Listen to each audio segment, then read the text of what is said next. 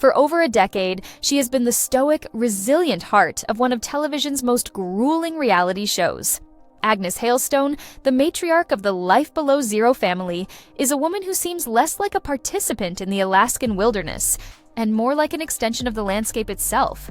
With a quiet confidence and a profound understanding of the natural world, she has captivated millions, embodying a strength and capability that feels both ancient and awe-inspiring. But what happens when this cornerstone of survival, this seemingly unmovable figure, suddenly vanishes? In 2020, during the height of the show's popularity, that's exactly what happened. For one jarring episode, Agnes Hailstone was simply gone, her absence unexplained and unsettling. The devoted fanbase was sent reeling into a panic of speculation. Was she ill? Had there been a family emergency? The mystery of her disappearance served as a stark reminder that the life we see on camera is only a fraction of the story. This is an investigation into the complex, often unseen, and deeply challenging realities of Agnes Hailstone's life. A story of survival that extends far beyond what the cameras have ever shown. To truly understand Agnes Hailstone, you must travel back to a time and place far removed from the world of television production to the remote Alaskan village of Norvik. It was here, in 1972, deep in the heart of the Arctic wilderness, that Agnes was born into the Inupiaq community. Her education did not come from textbooks or classrooms. It came from the land itself, a vast and unforgiving teacher. From a very young age, she was immersed in a traditional way of life that has been passed down through generations. She learned to read the subtle signs of the seasons, to track animals across the frozen tundra, and to fish in the icy waters of the Kobuk River. Her hands learned the ancient, intricate work of tanning hides and crafting tools from the raw materials nature provided. She became especially skilled with the ulu, a traditional crescent-shaped knife that has been an essential tool for Inupiaq women for centuries.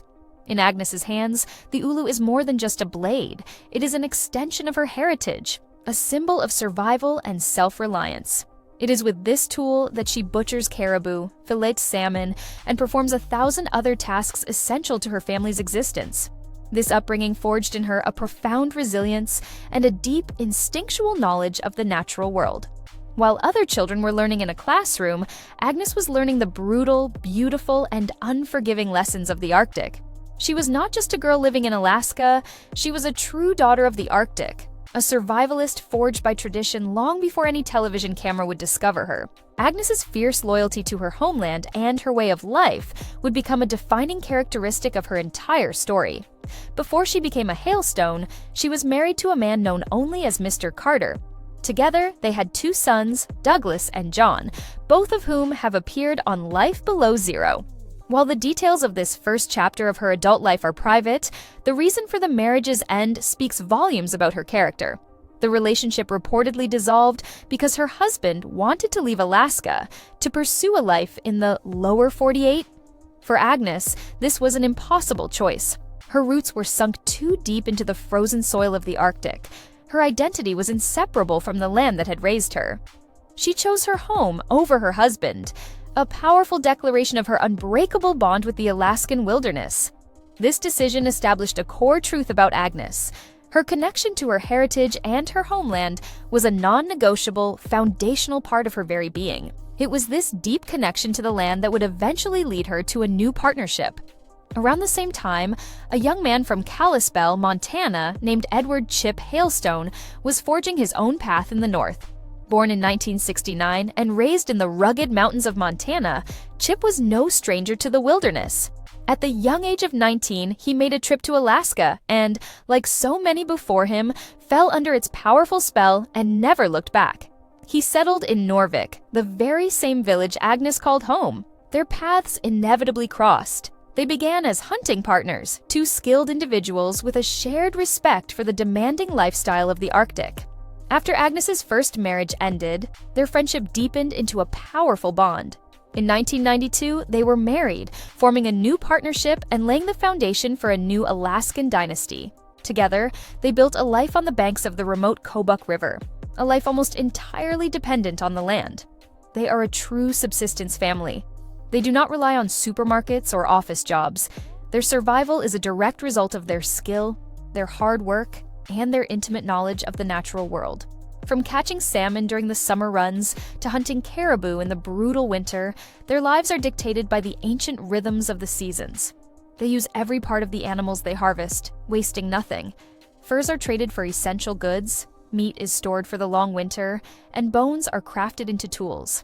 It is a life of immense hardship, with winter temperatures regularly plunging to a bone-chilling 50 or 60 degrees Fahrenheit. But it is also a life of profound freedom and deep connection, a life they chose together. This is the authentic, rugged existence that would eventually capture the attention of television producers and turn the Hailstone family into unlikely international stars. For years, Life Below Zero viewers were given an intimate, unfiltered look into the Hailstones' subsistence lifestyle. But behind the scenes, a legal storm was brewing that would threaten to tear their family and their television careers apart. The storm centered entirely on Chip. In 2011, a chaotic incident in Norvik involving his stepson, his daughter, and another local family escalated into a confrontation with Alaska state troopers. According to official court documents, Chip and Agnes's daughter made a sudden movement that two troopers interpreted as a physical threat. One of the troopers grabbed her arm to restrain her. In the days that followed, Chip Hailstone made a series of statements to law enforcement and, crucially, under oath in court, that would form the basis of a serious criminal case against him. He claimed that the trooper had violently assaulted his daughter, that the trooper had placed his hand on his gun and made the family fear for their lives, and that the other trooper on the scene had to physically intervene and later apologized for his partner's behavior. The state of Alaska, however, believed that Chip's version of events was not just inaccurate, but a deliberate fabrication. He was charged with 4 felony counts: 2 counts of perjury for his sworn testimony in court, and 2 counts of providing false information to law enforcement. The case went to trial, and the proceedings were a dramatic clash of narratives. Chip's attorney argued that every witness, aside from the 2 troopers, backed up Chip's story, and that there was no proof that Chip didn't genuinely believe his version of events to be true, but the jury was not convinced. They found Chip Hailstone guilty on all 4 felony counts. In 2017, right in the middle of filming the show's 10th season, he was sentenced to 15 months in an Alaskan prison. The outside world had intruded into their wilderness existence in the most brutal way imaginable. His imprisonment had a profound impact on the family. With Chip gone, Agnes was forced to become the sole hunter and provider. On the show, she spoke openly about the emotional toll of his absence. The coffee didn't taste right, the food had lost its flavor. The house just felt empty, but she pushed through, her quiet strength and resilience on full display. With her daughters by her side, she continued to hunt, to fish, and to provide, a testament to the skills that had been ingrained in her since childhood. After serving his time, Chip was released, and by the end of 2017, the legal cloud had finally cleared. His return to the show was a powerful moment, as he held a rifle once again and declared he was finally feeling like himself. The family was whole again, but the ordeal had left its mark. Just as the family seemed to have found their footing again after Chip's legal crisis, a new, smaller mystery baffled the show's dedicated fan base. In a 2020 episode, during the show's 14th season, Agnes Hailstone was simply not there. Her absence was abrupt, unannounced, and completely unexplained. For a show that so intimately documents the daily lives of its cast, her sudden disappearance was jarring. Immediately, online fan forums and social media lit up with speculation and concern. Viewers who feel a deep connection to the families on the show began to worry. Was Agnes ill? Had there been another family emergency? The fact that Agnes, unlike many reality TV stars, does not have public social media accounts only fueled the mystery. There was no way for her to quickly clarify the situation herself. The concern was palpable. Fans took to Twitter and Reddit, posting messages of support and hoping that everything was all right with the show's beloved matriarch. For 1 week, the mystery lingered. Some fans feared that the immense pressures of the past few years had finally taken their toll, and that she had decided to step away from the show. But then, just as quickly as she had disappeared, she returned. In the very next episode, Agnes was back on screen, her familiar, capable presence, restoring a sense of normalcy. No official explanation for her 1-episode absence was ever given by the network or the family. While the disappearance turned out to be a fleeting event, it served as a powerful reminder of how invested viewers are in the lives of the Hailstone family and how much scrutiny they live under as public figures. This intense fan loyalty would be tested again with recent news that has saddened the entire Life Below Zero community. The show is coming to an end. After 11 years and more than 23 seasons, National Geographic has reportedly not renewed the series for a 24th season. The news was not delivered through an official network press release, but through the show's own cast members, most notably Chip Hailstone himself. In a series of posts on X, formerly Twitter, and Reddit, Chip confirmed that the show had run its course and that their contract had come to an end. He explained in his usual straightforward style that filming was done, while he left the door slightly ajar, mentioning that shows sometimes do come back. He made it clear that as far as he knew, this was the end of the road. He hinted at broader reasons for the show's conclusion, mentioning budget shifts under the network's parent company, Disney.